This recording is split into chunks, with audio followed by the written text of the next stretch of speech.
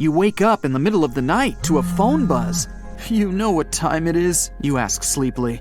But then you sit up in a jolt. Get your stuff and go outside. They'll come fetch you in 10 minutes, says a male voice on the other end. You step out of your house and watch as a small helicopter descends on your lawn. You get inside and meet a scientist there. She's a specialist in archaeology and paleontology. As the helicopter takes off, she tells you that something terrible happened on one of the islands in South America, and you're flying directly there, right now. The whole operation is secret, so you're asked to give up your mobile phone. The helicopter flies far beyond the night city and lands at the airport. From there, you transfer to a plane and fly to the coast of South America. You land on a small island, and a guide ushers you to a jeep waiting nearby. For several hours, you and other scientists drive through the hot jungle. The road ends, and you continue your journey along a narrow path.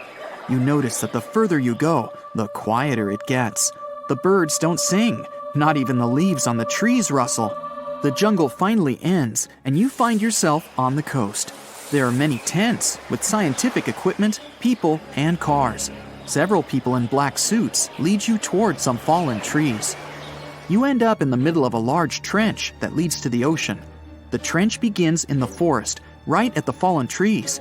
Judging by its size, a train could have passed here, but the truth is much scarier. After some research, you tell people the creature that left such a trace became extinct about 60 million years ago.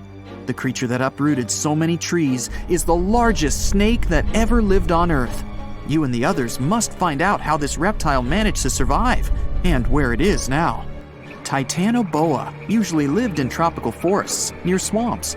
Apparently, the island is its home, but now something has forced the snake to crawl away into the ocean. You carefully examine the trench, then the fallen trees, and declare the snake was not alone. It was fighting something as big as itself. Everyone looks at you in shock, and the next moment, a deafening roar comes from the water, breaking the ocean's surface like a monstrous dolphin. A Mosasaurus emerges from the deep, a huge reptile that lived from 145 to 65 million years ago in almost all waters of the world. It looks a lot like a crocodile, has smooth, dark scales, a fin at the end of its tail, and flippers instead of legs. It measures 55 feet long, which is about the size of a 5-story building, and weighs like half a subway car. And this huge dinosaur is coursing the waters near the shore right now, in front of you. With its large fins, it creates waves that wash away several tents on the shore. People on the island scatter away in all directions. Several ships and yachts are capsized. People on lifeboats are hurrying to the shore. Mosasaurus was one of the most formidable predators, not only in the sea, but also on land during the Cretaceous period.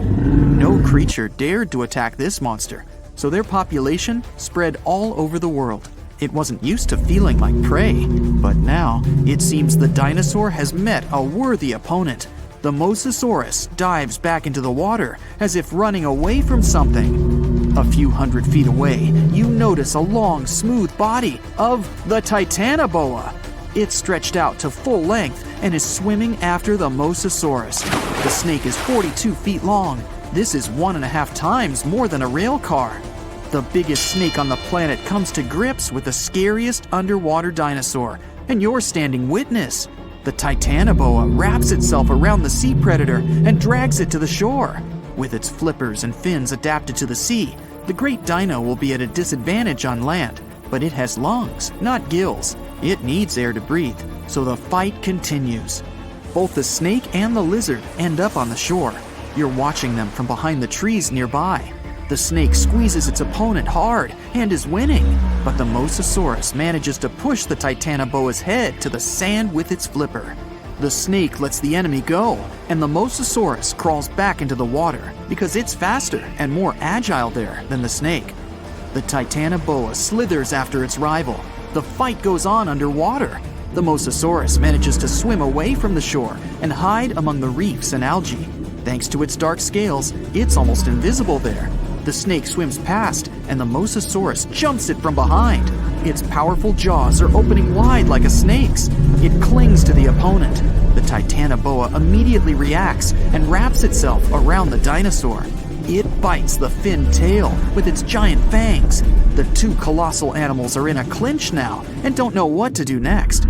The compressive force of the snake's grip is like the weight of the entire Brooklyn Bridge pressed onto a passenger car. The Mosasaurus is trapped, and it starts kicking and swinging its flippers.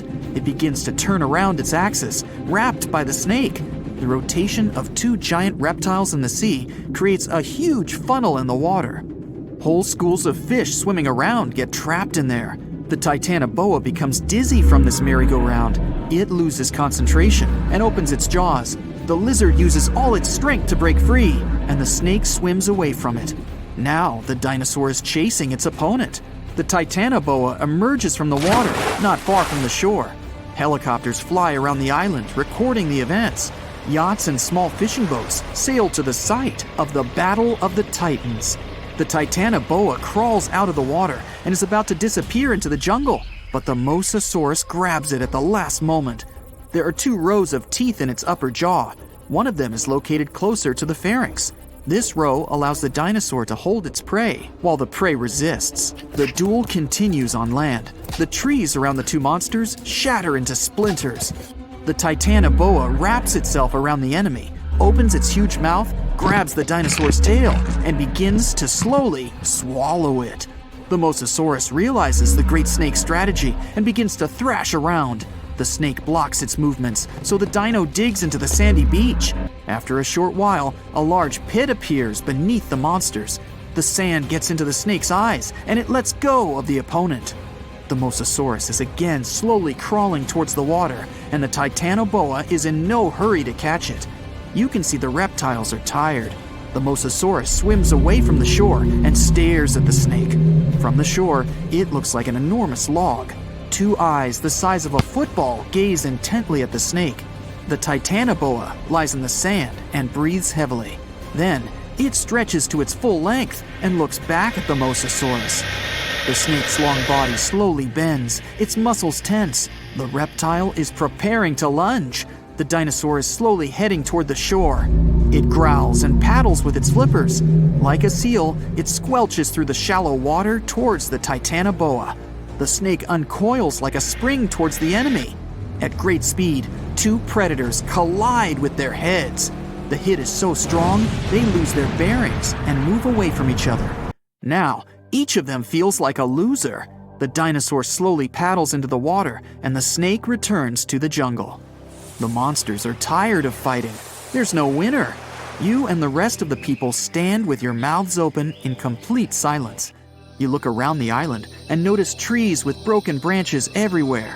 In the depths of the island, you find a waterfall and huge wet stones. There are large scratches on many of them.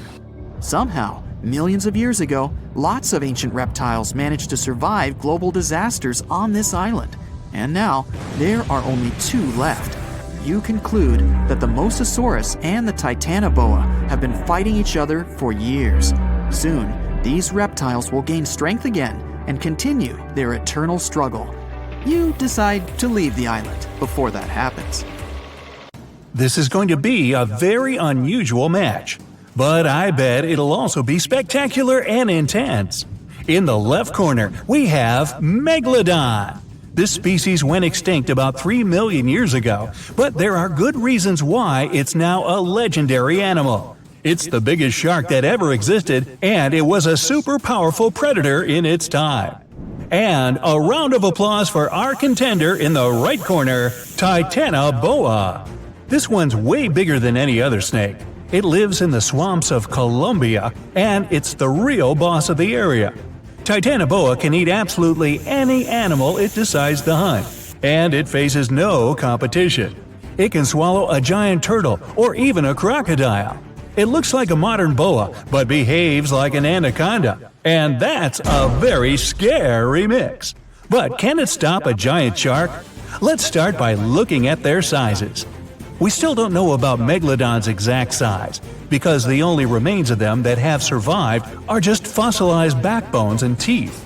But scientists generally think this monster was about 50 feet long. So it wasn't just the biggest shark that ever existed, but also one of the biggest fish of its time.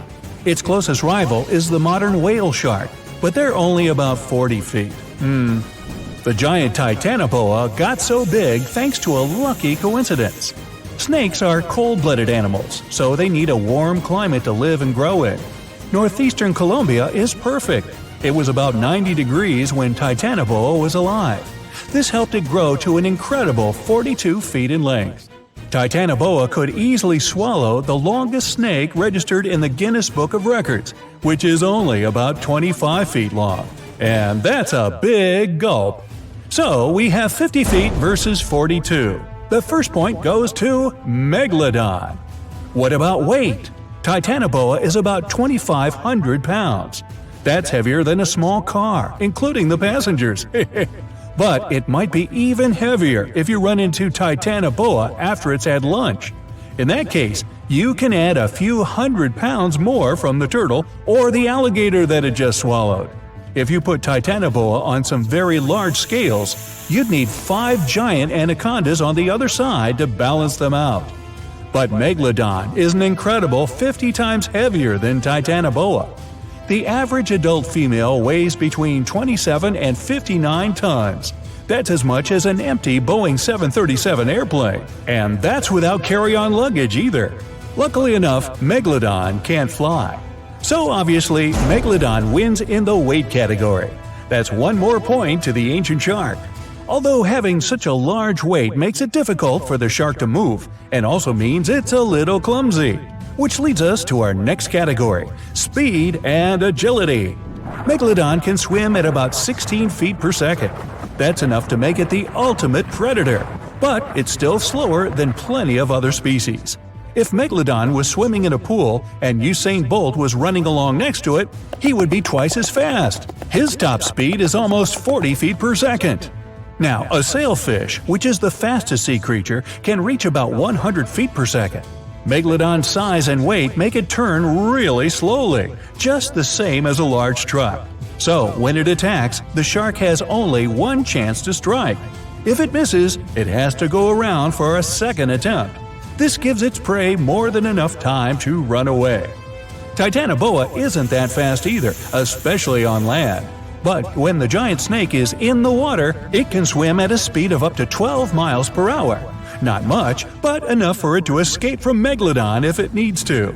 It's learned to swim so well because water is its main hunting ground. And because Titanoboa is a snake, duh, it also has incredible mobility. It can wriggle around and change direction very quickly, so it can easily dodge Megalodon's bite. So here's the first point for Titanoboa. The score is 2-1 in favor of Megalodon. Next section, fighting skills. Megalodon is incredibly smart. It can change tactics depending on what kind of prey it's hunting. Scientists have found teeth markings from Megalodon on some whale fossils. These show that the giant sharks aim their bites at their prey's vital body parts to take them out quickly. Other remains of Megalodon's victims have multiple fractures. This is because Megalodon performs a super powerful ram attack that can knock almost anything out. In fact, this 50-ton beast can easily smash through concrete walls. So, Megalodon's opponents don't really stand a chance. Some of them prefer to first damage the tails and fins of the whale they're hunting. This stops it from escaping, letting the huge predator finish off its defenseless victim. Now, what can Titanoboa do in response? The giant snake isn't poisonous, but this doesn't stop it from hunting prey up to 4 meters long. Its bite has a very special design. The structure of its teeth and jaws lets Titanoboa really clamp down on the body of its prey, so there's no escape. When hunting, Titanoboa uses similar tactics to an anaconda or a boa. By that, I mean it uses its powerful muscles and weight to stop its prey from moving. It deploys all of its strength to take away the animal's energy, making it helpless. So, Titanoboa is not only really speedy and agile, it can also fight its corner pretty well. It's definitely earned a point in the fighting skills section. The score is now 2-2. That's a tie going into the final round. We've got one more section before we find out which of these ancient monsters will win. Up now is fighting tools. Apart from its ramming power, Megalodon has something else up its sleeve. even though it really doesn't have arms or wears a coat. Let's take a look at its jaw. Its teeth are about 7 inches long. That's an absolute record for all known shark species in the world. Megalodon has about 250 of these deadly pointy things arranged in 5 rows. They're also really sharp, which helps it penetrate the thick skin of big animals like whales. Megalodon's jaws are 6.5 feet wide, and it has one of the strongest bites of any animal on the planet. Not only are they super dangerous, Megalodon's teeth are also really valuable. One of these ancient incisors was once found in Western Australia. The location where it was dug up was kept secret, but this didn't stop intruders from stealing it. It's probably in someone's private collection by now, and sadly, scientists missed the chance to learn something new about Megalodon. Titanoboa also has a mean set of teeth. They're thin and pointed like needles. They bend inwards in the snake's jaw like fishing hooks. This little feature helps Titanoboa get a grip on its prey and prevent the slightest chance of it running or swimming away.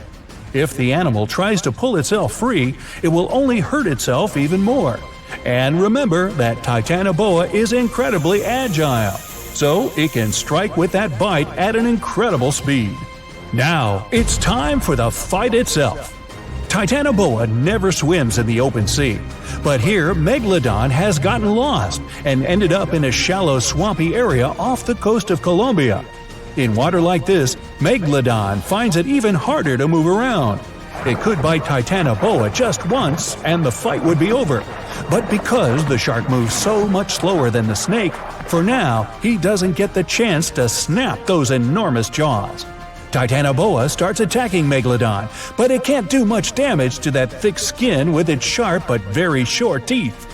Eventually, Megalodon gets its chance and ends the fight with a single bite. It turns out that those huge teeth were what really mattered in this competition. Chew on that for a while.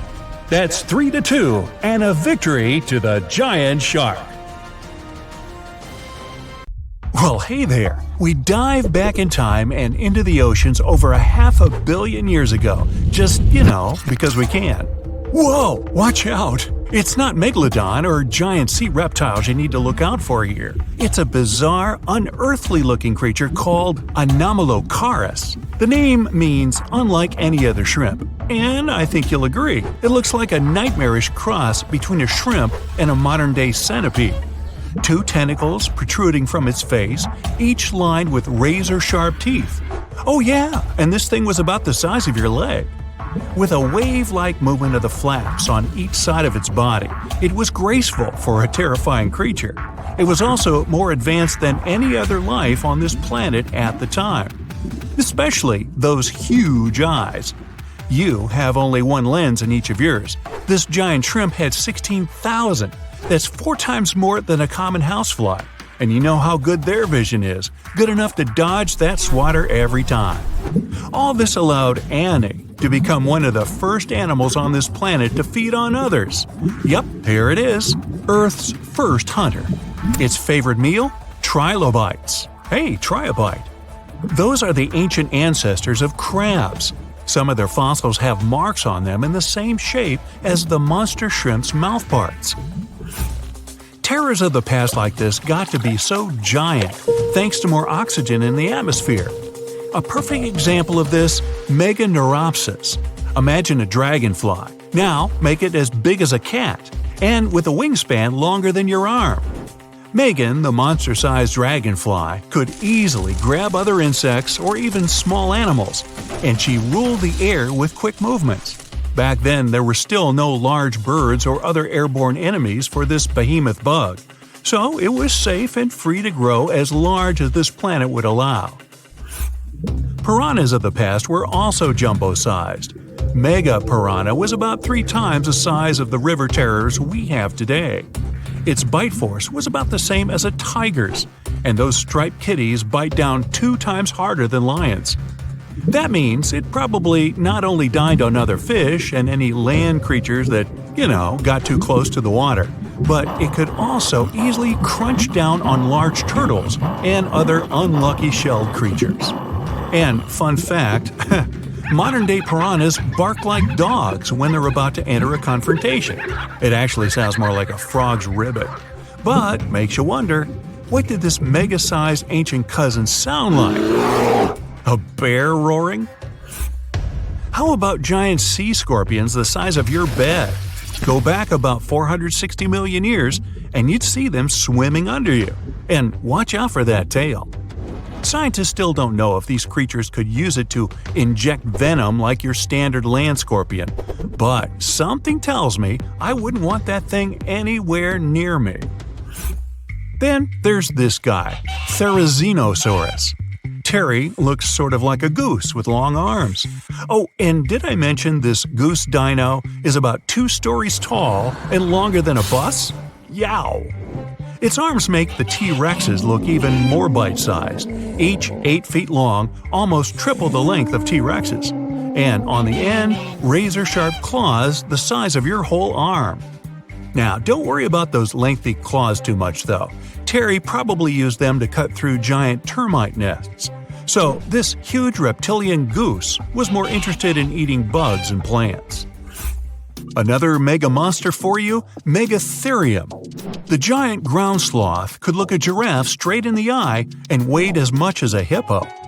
It moved mainly on its hind legs and used its massive tail as support. He had huge paws with colossal knife-sized claws. The sloth could use them to defend itself from enemies and to bend tree branches in search of food. But the biggest danger to the giant ground sloth wasn't dinosaurs or saber-toothed tigers. It was our own species. Yep, humans showed up just in time to meet this fellow and to, eat him up. Titanoboa was a terrifying 50-foot snake, as long as the great megalodon itself. It was also more than 2 times heavier than the heavyweight champion among snakes today, the green anaconda. Crocodiles were a regular on this serpent's menu. Titanoboa could swim 3 times faster than the fastest Olympic swimmer our species has ever seen.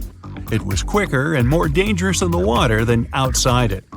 And don't forget the boa part of its name. This massive snake wasn't venomous. Instead, it liked to squeeze. Remember that giant shrimp from earlier? Well, Opabenia looks like its teeny-tiny finger-sized cousin. And instead of 2 toothy tentacles, this thing had a vacuum hose coming out of its face. On the end of that trunk, what looks like a single crab claw. Add 5 eyes and a mouth under its head, and you've got a recipe for something not of this planet. Only it is. This creature used its trunk like an elephant does. Its claw grabbed food from the bottom of the ocean and brought it up to its mouth. This thing is so weird-looking that, apparently, when the scientists who discovered it presented his findings to an audience, they all laughed as if he were joking. Now, a real-life monster, the Tully monster. From a distance, it looks a bit like Nessie, that long neck and teeth-lined jaws. But get closer, and you'll see it's more like a long nose with a mouth attached at the end, like a mosquito. Its eyes are further back, sticking out of tubes all snail-like. Tully was an ancient mollusk, about the size of your forearm. It probably dined on jellyfish and shrimp 300 million years ago. Thylacus smilus will put a smile on your face as long as you don't get too close. No, it's not a relative of the saber-toothed tiger. It was a marsupial, making it more related to a kangaroo than anything. And if you compare them to body size, its fangs were actually longer than a saber-toothed tiger's. And they grew continuously. As for that beard on its chin, that's actually all chin. The lower jawbone grew down to a point under the mouth. Those fangs were rooted to the skull, going way back to its eyes. When the mouth was closed, that bony beard protected the long, sharp teeth from breakage. Staganapolis, not to be confused with Minneapolis, might look like a big crocodile with a squished-in snout, but it was mostly harmless. Its small head and very few teeth meant the reptile didn't have much to work with when protecting itself. That's what all those armored scales were for, and no need for huge fangs or long rows of razor-sharp teeth when you're a plant eater. That beak-like tip on its nose allowed the stag to dig up plants, So, really, this reptile was more like a 10-foot scaly pig than a croc. Basilosaurus was a type of ancient whale that lived on our planet about 45 million years ago. Not quite as long as a blue whale, but this guy was still big enough to munch down on other whales and even sharks. Some people believe these monsters could still exist today. Eyewitnesses claim to have seen a giant sea dragon, and Basilosaurus fits the description. Plus, 90% of our oceans are unexplored. There's plenty of space to hide a sea monster. But scientists haven't found any fossils of this ancient whale younger than 3.7 million years. So, this myth is busted. Stegosaurus is one of the most recognizable dinosaurs that ever lived. It can easily be distinguished by those huge spikes on its tail and the bony plates on its back. It was twice as long as a giraffe and nearly 5 times heavier. But compared to its body size, it had the world's smallest brain. It was no larger than a dog's. Pelagornis had the largest wingspan of any bird ever discovered. It was twice the size of the largest bird today, the wandering albatross. Such huge wings made it hard for the bird to take off. It could only do so by jumping off cliffs. And when it finally spread its wings, this giant could only go about 40 miles per hour. The fastest bird today can reach speeds 5 times that. Tonight, the biggest and fiercest shark in history will face the Blue, a mysterious creature from the ocean depths. The fight takes place far out at sea, so people are not in danger. But if Megalodon loses, the life of all mankind may be at risk. But first, let's get to know our opponents better. Megalodon was an ancient marine predator, a giant shark feared by all aquatic life for millions of years. Megalodon had no competitors in the oceans. It was at the top of the food chain. Current sea inhabitants don't even realize how lucky they are because this monster went extinct about 3 million years ago. Although people can't know for sure if it's really gone. The ocean is only 5% explored. It's possible that somewhere in the depths, Megalodon still terrifies all the fish. And today, the colossal shark will fight against a worthy opponent, the Blue. Technically, that's just the name of the sound that oceanographers recorded in 1997. The creature that made it could be called a sea monster, a kraken, a beast from the deep. No one knows how it looks, but we can guess its size. This ultra-low-frequency blue was so powerful that it could be heard by special sensors 3,000 miles away. If you were in New York, you could listen to the sound from Los Angeles. But the sound was deep underwater, where the audibility is actually much worse. A creature that can make such a sound could be dozens of times bigger than a blue whale, the largest animal living in the world. Interestingly, the source of the sound is located near the most remote place on Earth, Point Nemo. It's located more than 1,000 miles off the coast of the 3 nearest islands. This place is one of the most poorly studied on our planet. Point Nemo is used by many companies as a space garbage dump because of the long distance from land. Every year, satellites fall there. But the worst thing is that the coordinates of the fictional ancient city of R'lyeh are near Point Nemo. That city was described in the books of author H.P. Lovecraft. Among the ruins of R'lyeh, the monster Cthulhu lives. Yeah, it sounds nothing like it looks. Hey, neither do I. Hey, Cthulhu, buy a vowel, will ya? Man, it's like a cat walked across the keyboard and there's your name. This is an entirely fictional creature, but many people think it could be the source of the blue. The chances of the Megalodon winning are small because Cthulhu is a demigod. It has arms and legs, wings, and a head resembling a colossal octopus or clam with dozens of long tentacles. It's impossible to determine Cthulhu's size, but if you believe the records of writers and drawings, its size can reach up to 300 feet in height. The Megalodon is 5 times smaller at about 60 feet, or slightly less than 1 subway car. Ooh, a nice lunch for a monster shark. The shark weighs about 100 tons, like 2 tanks. The weight of Cthulhu is also unknown, but we can say with confidence that it can easily lift 2 tanks with its hands. but Cthulhu can change its size and shape at will. It can be anybody from the size of a human to the extent of a continent. Also, Cthulhu can spawn any number of limbs. But let's not stray too far into fantasy. Otherwise, Megalodon won't stand a chance to win. Let's say Cthulhu has a constant size. So, in size, Megalodon loses to its opponent. Cthulhu is an ancient wise being that is more than 1 million years old. It has secret knowledge and telepathy. Megalodon is primarily an animal that simply follows its instincts. One of the main advantages of any match is intelligence, so Cthulhu wins against the giant shark again. Lovecraft described Cthulhu sleeping for many millennia and waiting to awaken to start an apocalypse. Therefore, all people in the world are interested in a Megalodon victory. To support the shark, people send their ships to help. It's a bit unfair, but even now, Cthulhu wins. The monster can control people telepathically. It gives an order to every sailor's brain, and all the ships sail away from the battlefield. Oh, by the way, do you know what sea monsters prefer for lunch? Fish and ships! An oldie but a goodie. Meanwhile, as Cthulhu is distracted by the ships, Megalodon has a chance. There are two things in which the shark is superior to a demigod. The first is speed. Megalodon doesn't swim very fast, about 11 miles per hour. Athletes can run faster, but for giant Cthulhu, this is fast. Megalodon can maneuver around the green monster, and thanks to its smooth skin, slip out of the demigod's clutches.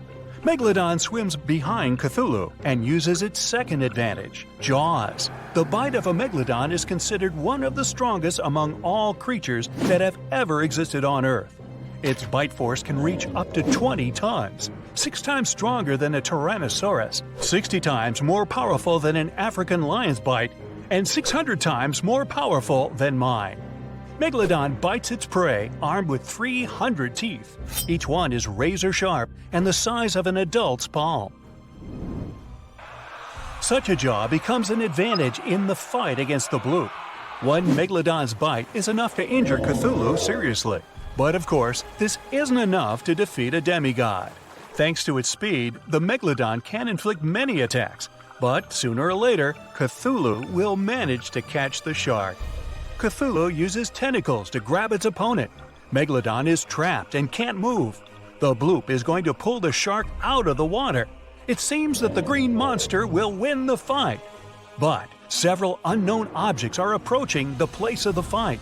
Cthulhu is being attacked from all sides. The green monster is unique, it's one of a kind, but the Megalodon has offspring. Many sharks from all over the ocean swim to help their relatives. Now the sides are equal. Cthulhu again uses telepathy to summon people to help. Hundreds of ships sail to the fight location. It orders them to open fire on the enemies. Dozens of sharks quickly swim around Cthulhu. It's impossible to hit them and not injure the green monster. Cthulhu loses by its own mistake. It cancels the telepathic order and decides to deal with the shark squad alone. Cthulhu uses its tentacles to catch each shark one by one. But the sharks work great as a team. Once one shark is captured, the others bite the tentacle and help it escape. All Cthulhu attacks fail. It needs time to think of a new strategy. But where to retreat when there are a lot of enemies everywhere? To go back to the ancient city is to admit defeat. Cthulhu has an idea. It opens its wings and makes a single wave that, like a blast, throws all the sharks aside. The monster floats to the surface. Another wave and tsunami forms in the ocean. Cthulhu rises to the air. Black clouds accumulate, thunder rumbles, lightning strikes everywhere, and a downpour begins. Cthulhu is in the sky, directly over a group of megalodons. It has taken a short break. And now the green monster is ready for another attack. A shrill whistle sounds above Cthulhu. A satellite's falling, cutting through the storm clouds. Then another one. Cthulhu is not prepared for an attack of space debris. It dives into the water and retreats once more into the ruins of the ancient city. Megalodon wins with the last of its strength. Fortunately, Fortunately, such a fight will never happen. Megalodon went extinct millions of years ago. There is 1/100% chance that this shark species is still alive. This is excellent news for Megalodon fans, though. You can find a million-year-old tooth of this creature in places all over the world where people gather to hunt this artifact. Professionals and tourists sell found teeth for a lot of money or keep them as a souvenir. As for the bloop, you can play the recording on the internet and learn that this is not Cthulhu or some kind of sea monster. The National Oceanic and Atmospheric Administration, NOAA, confirmed that the bloop is actually the sound of ice. When large icebergs crack and collapse, they generate powerful ultra-low frequency sounds. There are many records of famous ice earthquakes that had similarities to the bloop. Welcome to another fight of the century. The first participant enters the ring. It's the Megalodon. This shark lived 23 to 3 million years ago, and right now it holds the title of the ultimate hunter of all times. The second fighter is in the ring, and it's the Dunkleosteus. It lived around 350 to 380 million years ago and was the largest fish of that time. These creatures swam all over the world and aroused fear with their armored heads and mighty jaws. We're going to compare our fighters in several categories. In each of them, the winner will get 1 point. In the final round, these two sea monsters will face each other for the last time, and we'll find out who the real king of the sea world is. Grab your popcorn and hot dogs. It's time for round 1. Size. These days, the largest white sharks grow to be 20 feet long. The Megalodon was more than twice that size, up to 50 feet. That's almost as long as a tennis court. The ancient shark's single fin was larger than the average person. The shark's jaws were more than 6 feet wide. It would mean you could comfortably sprawl out inside the creature's mouth. At the same time, you wouldn't want to get anywhere near a shark the size of a big truck, and the Meg might have been even bigger. The only remains of the ancient shark are its teeth and vertebrae. That's why scientists can only guess what its true size was. Now to the next fighter. Some species of Dunkleosteus were only 3 feet long, but the largest ones could reach almost 29 feet.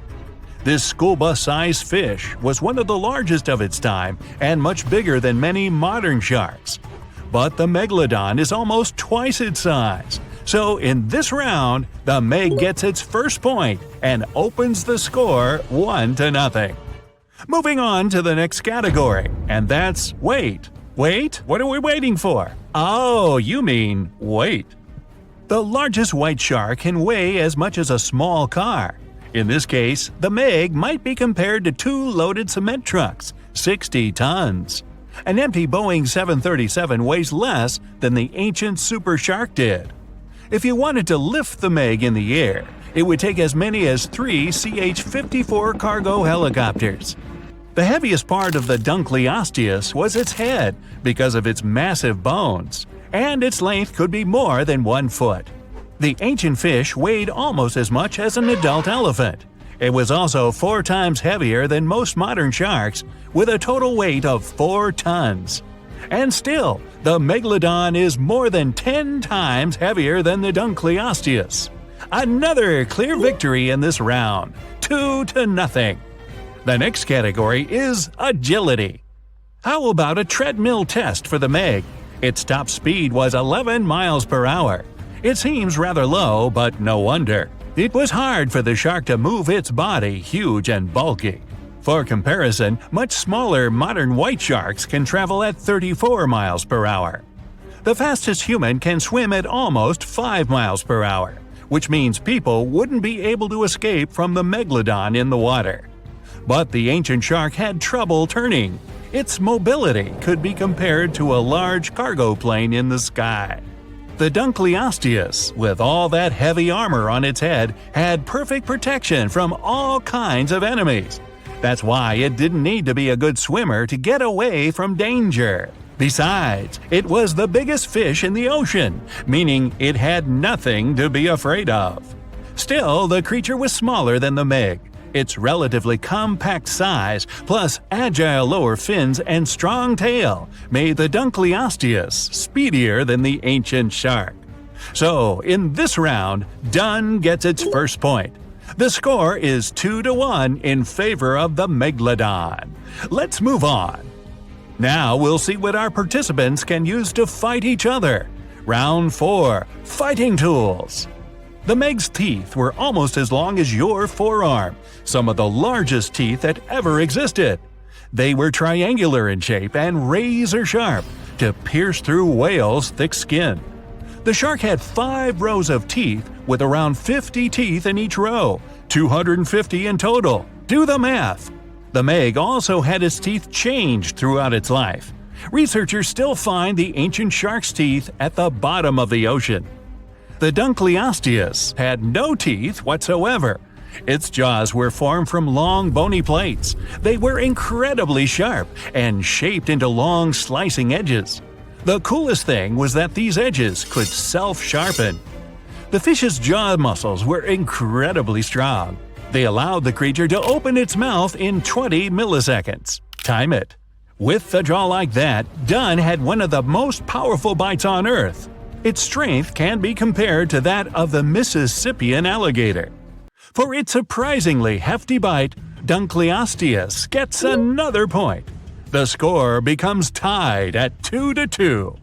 Now, let's see which of our contestants is more popular. The Meg is the most famous shark in the world. It's appeared not only in many movies and comics, but also in fisher stories all over this planet. Every time someone saw a large shadow lurking near their boat, they were afraid they'd see the biggest shark on Earth. Some people think that megalodons are still alive. They're simply hiding somewhere deep under the surface, for example in the Mariana Trench. But to feed such a large body, the shark would have to eat constantly, like me. And if this myth was true, you'd definitely see a megalodon close to the surface one day. But it's never happened, so you can sleep easy. Even though the Dunkleosteus isn't that well known, it still deserves respect. It lived earlier than the first dinosaurs and was the largest predator of its time. When archaeologists first found the remains of the Dunkleosteus, they were shocked. They called the creature the terrible fish and only gave it a scientific name years later. Well, even though this round doesn't change the count, the Megalodon gets its People's Choice Award. And now, the final stage, fighting skills. The Megalodon has the title of one of the best hunters ever. Scientists have been able to figure out the ancient shark's hunting tactics. They learned that these creatures somehow knew where their opponent's vulnerable spots were. They hit vital organs and were quick to disable their enemies. Sometimes these ancient sharks would also aim at the fins of larger sea creatures to immobilize them. It left the bigger opponents defenseless and unprotected. Another tactic the Meg used was a battering ram approach. The massive shark would crash into a whale, leaving it with no chance to escape. In other words, intellect and strategy were the Megalodon's most important skills. At that time, the Meg was the largest shark in the world. But in the oceans, there were creatures much larger than that. For example, whales. And the Meg didn't always have the courage to charge them. As for the Dunkleosteus, its trump card was its powerful jaws. Usually the fish would swim toward a smaller animal. Then, in a split second, it would open its huge mouth, and the future meal would be pulled inside along with water. As the creature matured, its jaw shape changed. That's why, after being born, it could feed only on large, soft fish. But as it aged, it got the ability to bite through tougher stuff. And later in life, the Dunkleosteus began to munch on sea creatures with hard shells, or basically any sea animal that existed at that time. Anyway, it's up to you to decide who gets the point this time. Do you hear the sound of the gong? It means it's time for our sea monsters to meet face to face. They run into each other in the vast waters of the ocean. The Megalodon is the first to notice its opponent. The shark wants to use its battering ram approach against the Dunkleosteus's powerful armor, so it begins to speed up. But Dun dodges and avoids the collision. As the Meg turns around, the Dunkleosteus gets a chance to grab the shark by the tail. In a split second, its powerful jaws close on the shark's fin.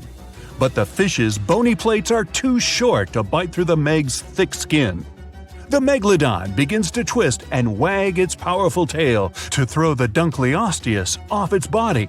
It looks like a rodeo. Dun gets a powerful slap and is left stunned for a moment. The Megalodon uses this time to turn around. A couple of seconds later, the massive shark opens its huge jaw and ends the fight with one bite. So today, the Megalodon proves once again that it's worthy of its title as the best hunter of the SeaWorld. The ancient shark continues its wanderings in search of a stronger opponent. Stay tuned. Hey there! Grab your popcorn and hot dogs. This is gearing up to be the spectacle of the century. We'll compare ancient water monsters in several categories, then pit them against each other in a duel to see which one's the true queen of the water. The contender on the left needs no introduction. The alpha, the boss, the legend that lived on our planet 3.6 million years ago. She's still the hero of myths and legends and a nightmare for fishermen around the world. Make some noise for Meg the Megalodon! In the right corner, Sarcosuchus, aka Sarky. She's the ancestor of today's crocodiles and a real grandma compared to Meg. She lived about 120 million years ago and saw the dinosaurs come and go. They were even her breakfast sometimes. She lived in what is now the Sahara, but there was no desert then, and the world looked totally different. Although this crocodile isn't as famous as Meg, she's still not afraid to go up against the giant shark. Round 1. Size.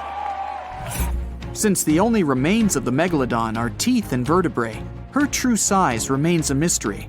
But if we compare her remains to the bodies of modern sharks, we get the incredible size of 50 feet. That's like 1.5 buses. But I bet you wouldn't want to take a ride on that kind of transport. Meg's fin alone is the size of an adult. This ancient monster remains the largest shark that ever existed. The largest white shark ever measured was 17 feet long. That's less than half. Now Sarky's turn. Until recently, we only had the teeth of this ancient crocodile to go on. But then, scientists discovered some new remains, and they were able to figure out just how big she really was. Sarky was as long as a limousine, about 30 feet. The largest crocodile ever measured was a saltwater crocodile, only 20 feet. Sarky's head was 5 feet long. That's almost a whole person. And her mouth had a special mace-shaped tip. But even with that, she's still only half the length of Meg. So the ancient shark wins this round, and the first point goes to Meg, 1-0. The next category is weight. Let's start with the contender in the right corner. The largest modern crocodiles weigh about a ton. Sarky made it all the way up to 4 tons. That's like 2 helicopters heavy. Her weight and size allowed Sarky to be queen of the ancient river.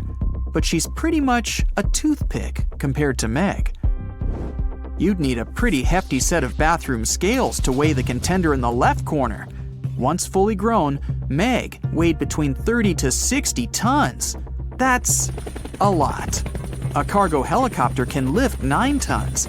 It would take around 5 of them to lift Meg safely. The heaviest shark nowadays, the white shark, only 3,500 pounds. Meg wins the second round, and the giant shark gets another point, 2-0. Moving on, the next category is agility. We can assume that Sarky could reach the same speed as most modern crocodiles. In the water, we're looking at up to 20 miles per hour. That's about 3 times faster than the fastest human swimmer. Her speed mostly comes from her long and muscly tail. It's one of the strongest muscles in her body and gives her speed and agility. But Sarky wasn't limited to the water world. She liked to move around on land too. Like the big modern crocodiles, she could probably run at speeds up to 20 miles per hour. This allowed her to go after other animals, not just fish. She definitely had a soft spot for large lizards and even small dinosaurs. So what about Meg?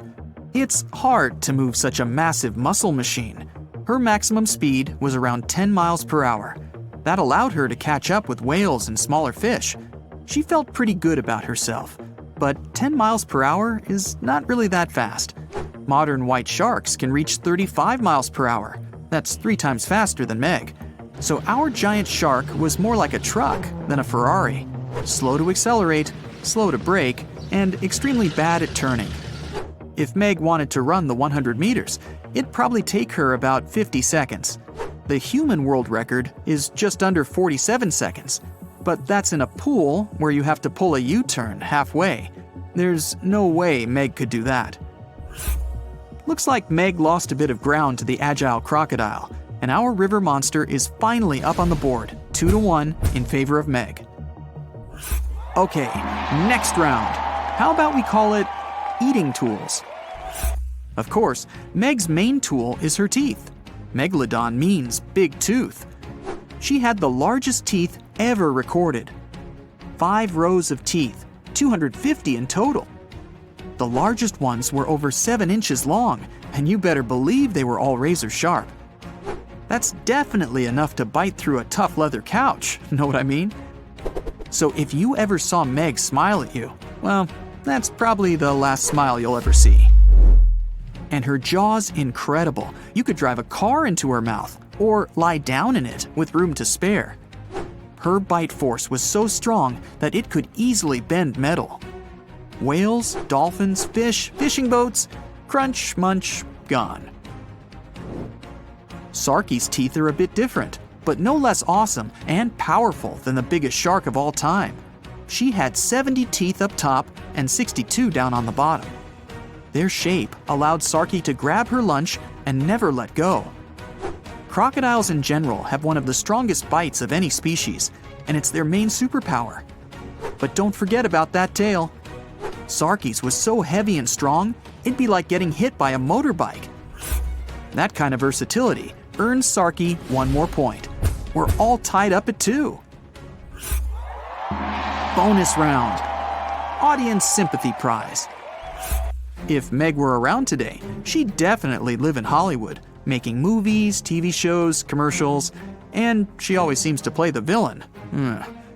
Well, she's also the hero of countless scary stories told by fishermen around the world. Many people even believe that she's still swimming about down there, somewhere, hiding from us in deep waters, like the Mariana Trench. But Meg needs a lot of food to feed such a large body. She'd have to keep coming up to the surface to find enough to eat. So much for that myth. And Sarki? She's more of an indie artist, not really the Hollywood type. But like all crocodiles, she puts fear into anyone who lives near a river. Crocodiles love that late-night snack, so a lot of people are even afraid to leave their homes after sunset. And locals sometimes find crocodiles in their backyards. Imagine seeing Sarki laid out on your brand new deck. Let's give Sarki this round, and she's taken the lead, 3-2. Okay, the final round is all about that X factor, combat skills. Meg still holds the crown for the most dangerous you'd ever come across in open water. And it's mostly thanks to her intelligence and strategy. We can figure out Meg's tactics by looking at other animals from that time. Many ancient whale bones have scratches from Meg's teeth. It seems like she knew where the weakest points of various animals were located, so she knew where to nibble at first. She seemed to enjoy a little fin appetizer before each meal. Sometimes she'd give them a nudge first. They weren't swimming away after that kind of impact. Then it's main course time. Sarki may seem weaker, but she's full of surprises. She's fast and agile, so she could easily catch up with even the fastest mammals that had come to get a little drink of river water. And when she bites, she never lets go. But scientists say Sarky probably couldn't do all those awesome wrestling moves that today's crocodiles love to do. She couldn't roll around, holding her lunch in her teeth. The structure of her head simply didn't allow her to do that. But even so, she pretty much always came out on top. Not too many crocodiles go hungry. Sarky had a good round, but we have to give this one to Meg. She's just too awesome. And we're all tied up again, 3-3. Well, it's time for the big face-to-face matchup. The arena, the place where the mighty river meets the vast ocean. Sarky's great at hiding and sneaking up on people, and so she gets the first go. Meg tries to dodge, but the ancient crocodile already found a tasty fin. Unfortunately, Sarky's teeth are a little too short to cause even the slightest harm to big old Meg. She breaks free and pushes the crocodile with her powerful body. Sarky looks stunned, and Meg sees her chance to make a U-turn and end it. She gathers speed and... oh, it's all over with a single bite. KO. Meg has defended her title and remains the undisputed champion of the world. Who will challenge her next? Welcome to the ring. In the red corner, Megalodon, an ancient giant shark which ruled over all the watery creatures in the world. Let's call her Meg. She went extinct about 3.5 million years ago, but she's still as scary as ever. Some people think she's still hiding out down there somewhere, just waiting for the perfect time to start roaming the open seas again. In the blue corner, the Mega Piranha. She likes to go by her initials, MP. She's a river fish that went extinct several million years ago and is a distinct relative of the modern piranha. Her crazy eyes and teeth could make any fisherman run for shore, and she has a reputation of being eternally hungry, and she's not a big fan of leaving leftovers. Let's get to it! The first round is all about size. There's still a lot of debate about the size of Megalodon. Sadly, the only remains they've found so far are some giant teeth and a few vertebrae, so we can only guess her real size. But a little calculation suggests that this ancient shark was 50 feet long, about as long as a subway car. And yeah, the blue whale is the largest aquatic creature in the world, at almost twice as long. But Meg's still the largest shark in the world. The whale shark, the next longest, is usually only about 40 feet long. What about MP? Well, there's not a lot to go on. Researchers found part of her jaw and several of her monster teeth in South America. After modeling the body of the piranha, they think she was up to 3 feet long. That's huge for a freshwater fish. MP was queen of the river for sure, but when you stack her up against Meg, it's not even close. Meg's almost 15 times larger. She wins this round 1-0. Let's move on. The next round is weight. So Meg's about the size of a subway car. Impressive, but not as impressive as her weight. She could weigh up to 60 tons. An empty Boeing 737 is only about 40 tons, and that's metal. Even some houses are lighter than that. MP's weight is kind of controversial, but we can make a guess based on her modern relatives. Let's say she weighed about 90 pounds. Pretty tiny, but remember, she didn't hunt alone. When MP sees something she likes, she brings all her friends along. About 100 MPs. That's like 2 SUVs worth of snapping teeth. But still, that's way less than Meg, by a lot. Meg leads 2-0. Next category, agility. Meg's huge muscles helped her reach a speed of 11 miles per hour. This allowed her to feel comfortable in the water and chase down anything interesting. But in the water world, she's not exactly setting any records. Sailfish have a special shape designed for one thing, speed. An incredible 68 miles per hour, 6 times faster than poor Meg. She's like a mountain of muscles, strong, but not exactly fast. Plus, she's so long, it's hard for her to turn around super fast or stop on a dime. Researchers think that MP's speed was pretty much the same as her modern relatives, 15 to 25 miles per hour. And she's got moves. Her whole lifestyle's based on sudden and fast movements. And when she's with all her friends, they move as one, changing direction in a split second. MP's on the board, 2-1 in favor of Meg. Okay, next round, teeth. Like any shark, Meg's the proud owner of some giant teeth. 7-inch long triangles, the biggest teeth that ever existed. And she had 250. They were set out in 5 rows, and each and every one of them was sharp. She could bite through my mom's new leather couch, no problem. All those teeth mean one thing, a seriously massive jaw. You could lie down in there if you want. You could even park your car in there, as long as you never wanted to see it again. Meg's bite was so strong, she could easily bite through metal. But MP's teeth are just as strong as Meg's. Of course, they're a bit smaller, but they're razor sharp. MP's teeth aren't set out all in a row. They're in a zigzag pattern. When she closes her mouth, those teeth slot together to create a wall of sharp razors. MP and her descendants have the strongest bite of all vertebrates relative to their weight. She could grab onto something weighing half a ton. Let's call that one a tie. Meg leads 3-2. Bonus round. Interesting fact time. Meg is a total movie star and is in a bunch of scary stories. Every time a fisherman sees a giant shadow under the water, they lose it. Meg could destroy their boat with one bite. But even though we know how big she was, we still don't really know what she looked like. Perfect for a mysterious sea monster. Most sharks live in saltwater, but there are some freshwater sharks out there. They live in huge rivers like the Amazon, or in smaller lakes and rivers all over Asia. Meg's skin feels like sandpaper, just like most sharks. All those little bumps on her skin point towards her tail, helping her glide through the water. She's got 2 ways of seeing.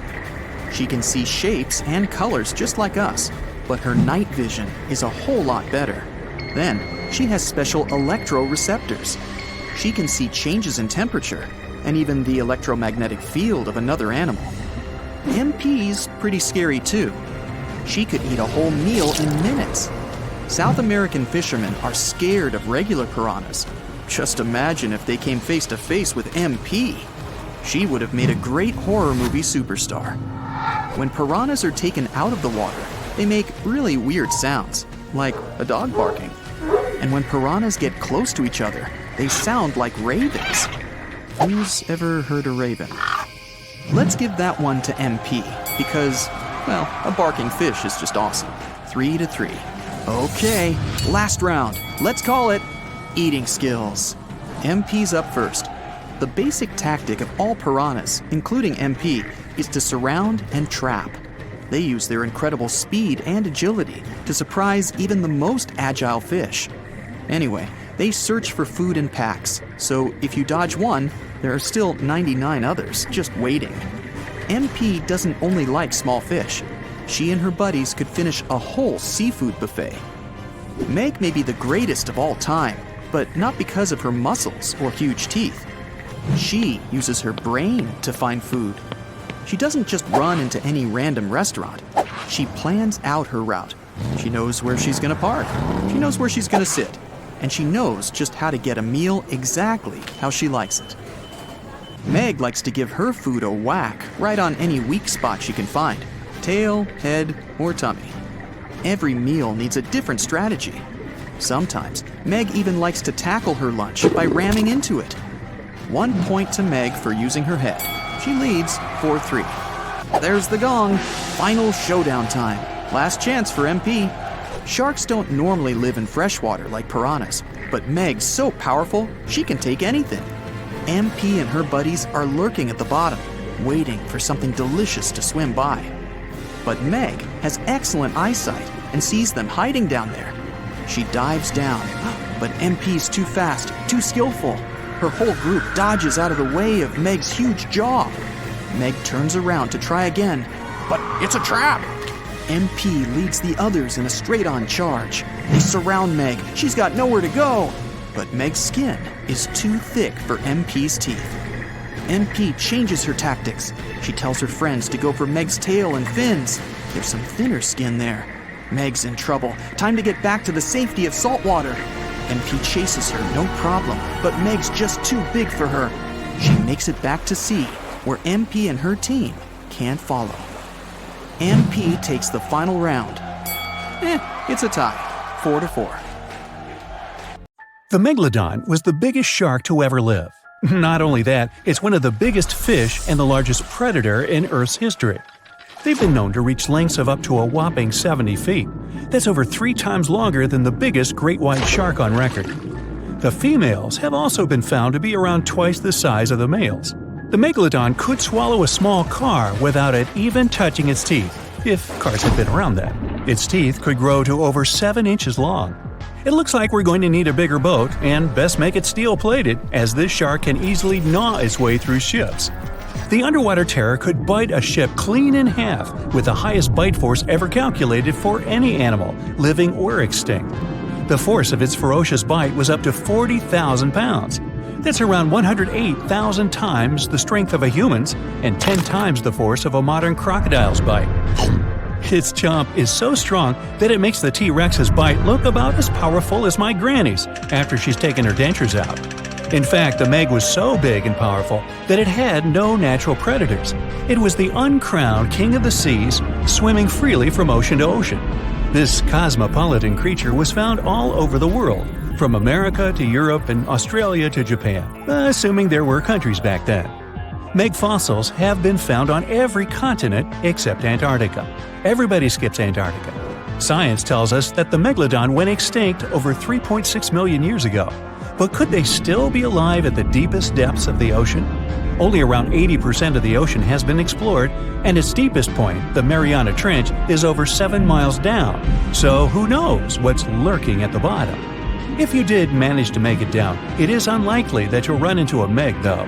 The sharks, like us, preferred warmer coastal waters. Deep ocean living would be too cold for the beasts, and food would be scarce. Their entire bodies would also have to evolve to avoid being squished by the enormous water pressure down there. It's unlikely they're still around, but not impossible.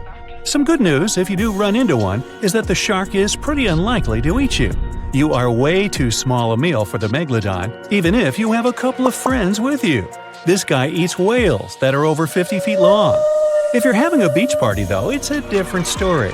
In a beach full of swimmers, the shark very well might creep up, scooping several humans into its giant mouth without even chewing. But wait, let's rewind. How does the shark take down a 50-foot whale? It first bites off its fins, making the whale unable to swim away. It then casually munches it down piece by piece. Because of their size, sharks had to consume over a ton of food every single day just to sustain themselves, like me. All that food made the megalodon extremely heavy. They range from anywhere between 50 to over 100 tons.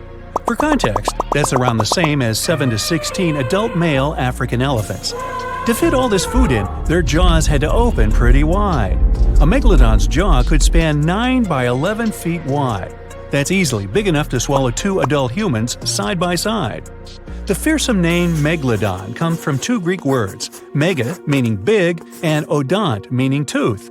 So combined, they mean what? Big tooth. And it certainly lives up to its name. Just one of its chompers is the same size as a human head. It had 276 humongous teeth in total across 5 terrifying rows. In all of history, only a couple of saber-toothed cats and the T-Rex had consistently bigger teeth. Now that's a showdown I'd like to watch. The megalodon vanished millions of years ago, leaving only huge teeth to be found by modern archaeologists. They literally disappeared with very few traces left. Scientists believe that, over time, sea levels dropped and the ocean temperatures went down rapidly. Over a third of all marine life was wiped out as the oceans cooled, and a number of animals at the bottom of the food chain plummeted. This had a catastrophic effect on the hungry predators at the top. Sorry guys. It became way too cold for these sun-loving sharks too, which made it difficult for them to reproduce since they gave birth in warm waters. The megalodon is usually described as a sort of giant great white shark, but this is just a common myth. In fact, the ancestors of today's great white existed at the same time as the Meg. But they weren't best buddies, and were even in competition with each other. The great white shark was a better hunter, using its smaller size and agility to snap up the meg's prey quickly. They were also known to eat meg pups, who were only half their size. This didn't help the whole extinction thing. Even infant megalodons were huge, coming in at just under 7 feet. While a great white was no match for an adult meg in a head-to-head fight, they sure weren't scared of stealing their food. This only left the bigger fish and whales for the meg, but its food supplies began to run out as the whales swam to the cooler new seas. The whales adapted to prefer the colder temperatures, leaving our friend the meg behind. The megalodons either starved or were frozen into extinction by the Ice Age. Rather than a great white, the megalodon is more like a modern bull shark. It had a short snout, flat lower jaw, and huge pectoral fins to support its massive weight and size. As scary as they are, these sharks were actually caring family guys. Several megalodon nursery areas have been discovered in Florida, Maryland, and Panama. They gave birth to their young in shallow water environments. We know this from discovering loads of tiny megalodon teeth found in these areas. Gee, I wonder if they had nannies too. But how come there are so many megalodon teeth out there for us to analyze? Well, due to their messy, aggressive eating habits, sharks regularly lose their teeth. They lose a set of teeth every 1 to 2 weeks. That's 40,000 teeth in a lifetime. They must rake in a fortune from the tooth fairy. Because of this, their teeth were continuously raining down to the ocean floor. Luckily for us, they're also the hardest part of a shark skeleton, which is why so many teeth have survived and become fossilized. It's fair to say that the first discoveries of the meg's teeth confused people. Early discoverers thought the meg's teeth were petrified tongues of ancient serpent creatures. They even used to call them tongue stones. It's also a common myth that the megalodon was around at the same time as the dinosaurs, although this would have been pretty cool. The dinosaurs were wiped out around 66 million years ago, but the megalodons came much later. The oldest meg fossil is only around 23 million years old, but it's tricky to pinpoint the exact date. After all, calendars weren't invented yet. They became extinct way before humans even evolved. The earliest Homo sapiens, which is a fancy name for the first humans, emerged about 2.5 million years ago. But what if the megalodon shark didn't go extinct?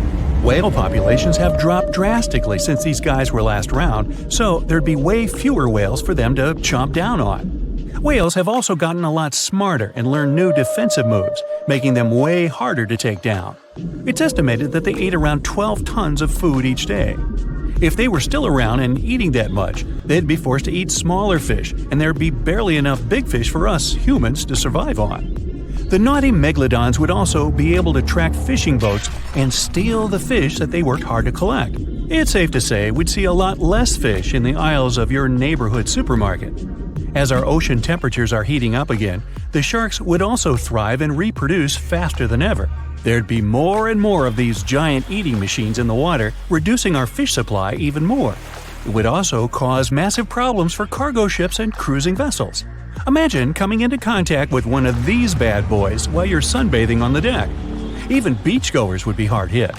Megalodons give birth in shallow waters, so many of our favorite beaches would quickly become dangerous shark nursing grounds. Hey, where did that beach volleyball game go? They were playing just a moment ago. So in the early 2000s, a geology major went on a field trip to the world's largest open-pit coal mine in Colombia. He picked up a piece of rock and noticed impressions of some prehistoric leaves on it. Then he found more rocks, and each of them had the same pattern. Back then, the student could hardly know that his discovery would help describe the largest snake that has ever lived on Earth. The student took his findings to a local scientist who called up the Smithsonian Institute and invited them for a fossil hunt. He wasn't that surprised, as he knew there were fossils in the pits of Sarihan. Back in 1990, another geologist found a fossil there and brought it to his office. He wasn't sure of what it was and called it a petrified branch. Years later, a paleontologist saw an image of this branch. He knew it wasn't a branch at all, but a fossilized jawbone of an animal. The scientist got so excited about the find that he flew all the way to Colombia. He wanted to examine the fossil, but no one had the key to its glass display case. The scientists couldn't wait, so they broke the glass and confirmed that it was a fossil of an animal that lived millions of years ago. After Herrera's finding, they knew exactly there were more fossils in the area. It took the team of scientists about 2 years to figure out they were all a part of a giant snake and not a crocodile, as they thought because of the size. They managed to establish it by looking at the vertebrae and ribs of around 30 giant snakes. Now you might think that fossils would get easily destroyed in an open-pit coal mine, but in fact, they were found under the coal that served as a protective layer for them. Sadly, the scientists couldn't find the Titanoboa's skull. Unlike jaws, which are extremely powerful thanks to their muscles, snake bones are pretty fragile. That's why they usually crumble long before the sediment can appear over them. But still, the researchers managed to find 3 skull fragments. Thanks to this discovery, they've made a full-scale replica of the snake's head, which supported the theory that it used to be one of the largest predators of its time. If you're starting to freak out, don't worry, so am I. They also established it was related to modern boas and anacondas. That's how Titanoboa got its name. It's basically a titanic boa. The huge snake was officially described in 2009. Titanoboa was thriving around 60 million years ago, 6 million years after the Tyrannosaurus rex roamed the planet. Back then, it enjoyed the climate of the area in South America, which is now Colombia and Peru. It got almost as long as a bowling lane, 50 feet, or twice as long as the biggest snake living today. It was as heavy as 4 giant anacondas. It got this long and this heavy thanks to a lucky coincidence. Snakes are cold-blooded animals, so they need a warm climate to live and grow in. Northeastern Colombia was perfect. It was about 90 degrees Fahrenheit when Titanoboa was alive. Titanoboa wasn't that fast, especially on land, but it most likely spent much time in or near the water. Our hero could swim at a speed of up to 12 miles per hour. Like present-day snakes, it could wriggle around and change direction really quickly. Scientists still aren't sure if it could climb trees. Paleontologists believe that Titanoboa had brownish or grayish skin. It was the perfect color for the serpent to hide in the muddy rivers of the tropical rainforests. But then again, I don't see why it would have to hide from anyone, given its size. The largest snake ever wasn't venomous, but it didn't stop it from hunting any animal it wanted. And although it could choose pretty much anything, its favorite meal was most likely fish. Whew. Scientists decided so based on the snake's palate and the number and type of its teeth. You can't recreate the giant's diet today, as all of those fish types are also extinct. When it wanted to spice up its menu, Titanoboa dined on other reptiles. It sneaked up on its prey and got them down with one quick strike. Its bite had a very special design. The structure of its jaws let Titanoboa clamp down on the body of its prey, so there was no escape. Titanoboa also had a mean set of thin and pointed teeth. They bent inwards in the snake's jaw like fishing hooks. This little feature helped Titanoboa get a grip on its prey and prevent the slightest chance of its running or swimming away. It could most likely easily swallow even large turtles and crocodiles. Now, all that sounds pretty scary, but we have nothing to worry about as Titanoboas are long extinct, right? Well, technically, as the temperatures on Earth are going up, it's quite possible that snakes might also grow in size. They love heat more than anything, so they should feel comfortable here. Of course, that would be a completely different snake, but it's not impossible that we'll see something similar to Titanoboa. But before you think of escaping to another planet, remember that huge snakes would need something huge to eat. Such giants prefer to wrap around something huge and swallow it. Most people would be simply too small for them. So unless the huge snake was starving, I don't think it'd waste its energy on attacking anything too little. Plus, like any other snake, Titanoboa had a sharp and delicate sense of smell, needing exceptional conditions and was sensitive to vibrations. A little too smelly, too noisy, too cold, too dry, or too wet, and the snake wouldn't go near this place unless absolutely desperate. So, if you live in a big city, your chances of meeting a huge snake like Titanoboa are about zero. Rural areas are something different, But the only place where the giant serpent would consider living would be near the equator. We already have some pretty giant snakes in the warmest regions of the world. Amethystine python, or less poetically, scrub python, is a gentle giant. It's the largest snake in Papua New Guinea in Australia. It can grow to the enormous size of 28 feet and weigh up to 77 pounds, which is about as heavy as a Dalmatian. Scrub pythons are pretty curious, sometimes slithering inside people's homes in Australia, but they're mostly harmless to humans. Their favorite food is rodents, bats, and birds that come to streams for water. Until then, pythons quietly lie in wait. They have heat sensors in the pit of their muzzles. They help the pythons better see warm-blooded animals they can have for dinner. The African rock python is one of only 11 living species of its kind. It's currently the second largest snake on the planet. This huge brown snake reaches lengths up to 20 feet and weighs about half as much as the giant panda. It's very serious about its meals, as it can catch an antelope and eat it whole. Even the cold-blooded crocodiles are afraid of this beast because it can easily eat one of their kind too. In 1958, a zoologist found a 4-foot-long young Nile crocodile inside an African python's stomach. According to the scientist, the python said, "Well, I don't know about you, but I find this whole thing hard to swallow." Actually, that's not true. Pythons can't talk, as far as we know. The reticulated python holds the record as the longest of all the living snakes in the world. The largest of these guys made it into the Guinness World Records in 2011 with a length of 25.2 feet. Its name is Medusa, and it lives in a zoo in Kansas City, Missouri.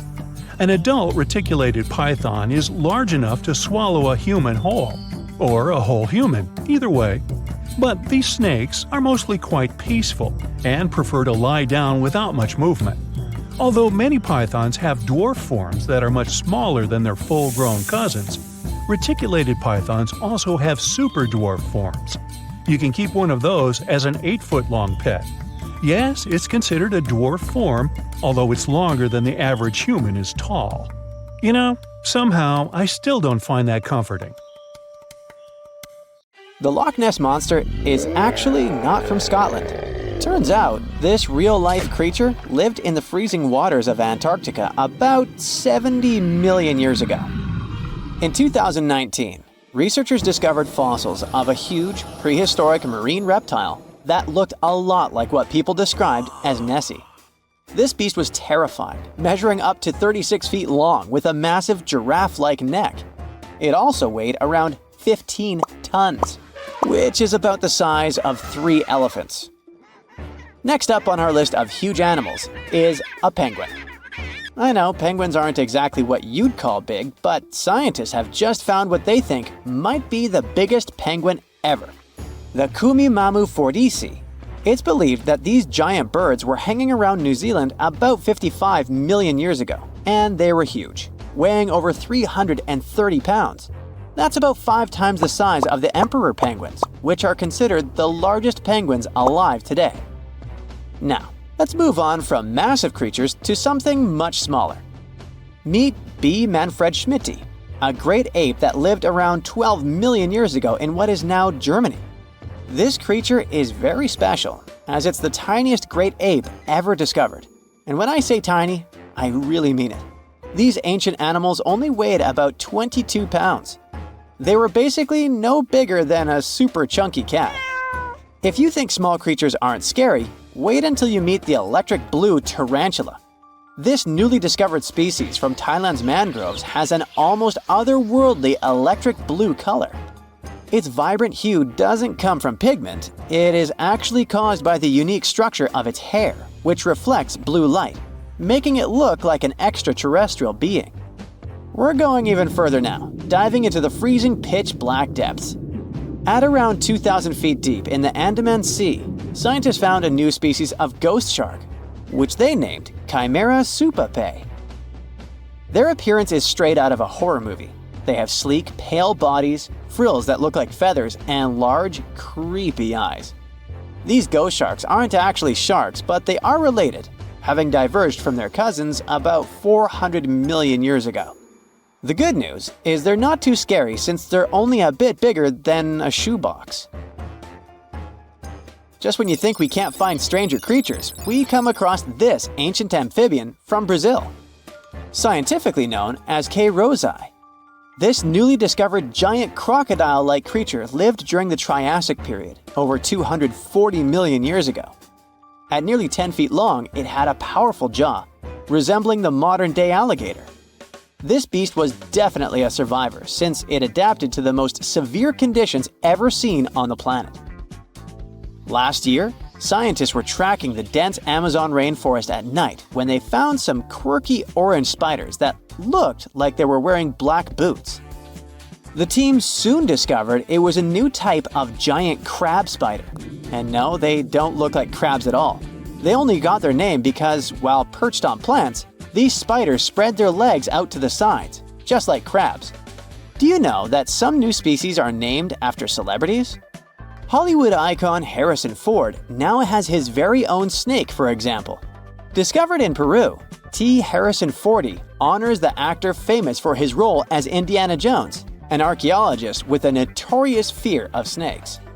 Unlike the film's menacing serpents, this new snake species is quite modest in size, measuring about 16 inches long.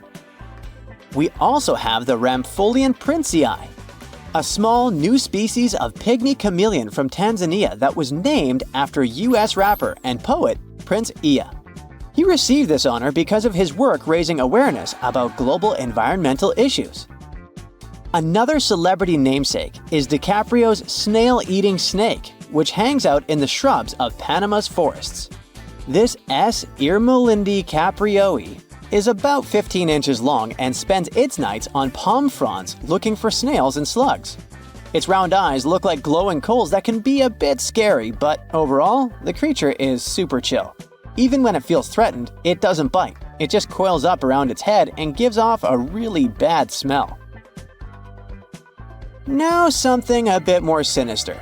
Meet Venomius tomhardii. Does that name ring a bell? Exactly. This new species of spider was named after Tom Hardy's portrayal of the infamous Marvel character Venom. And all because the black spots on the spider's abdomen reminded researchers of the famous anti-hero. Most spiders of this species were found in Australia at night, sitting in their elaborate webs in forested areas near the coast. When disturbed, these creepy crawlers often hide in silk-lined hollows in tree branches. We've also got something for the Lord of the Rings fans. In the vast and warm waters of the Amazon River, scientists have just discovered a new species of pacu. This fish is a relative of the terrifying piranha, with a plant-based diet and human-like teeth.